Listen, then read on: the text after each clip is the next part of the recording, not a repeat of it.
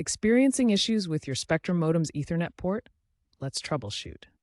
First, understand that the WAN port connects to Spectrum's coaxial cable, while LAN ports link to your devices. Common problems include no internet access, slow speeds, or intermittent connectivity.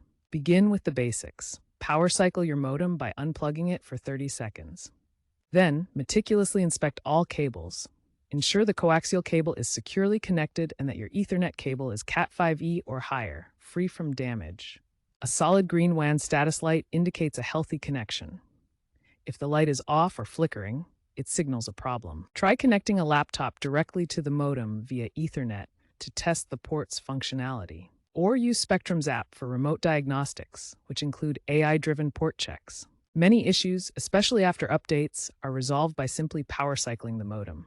Remember, damaged pins or dust in the ports can also cause problems, so inspect them carefully. If basic troubleshooting fails, consider more advanced steps.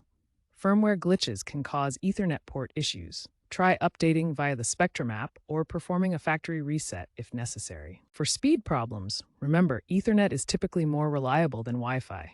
Use online tools like speedtest.net to check your speeds. A weak RF signal can also cause slow speeds. Spectrum recommends a signal strength between 9 of 15 and 15 dBm. If the WAN port consistently fails, you might bypass it by using a third-party router connected to the modem. Also, note Spectrum offers free modem rentals to eligible customers, so replacing a faulty modem might be the simplest solution. Looking ahead, modems are evolving with self-healing capabilities and DOCSIS 4.0 technology, promising faster speeds and reduced port strain. Regularly cleaning ports and inspecting cables extends modem lifespan.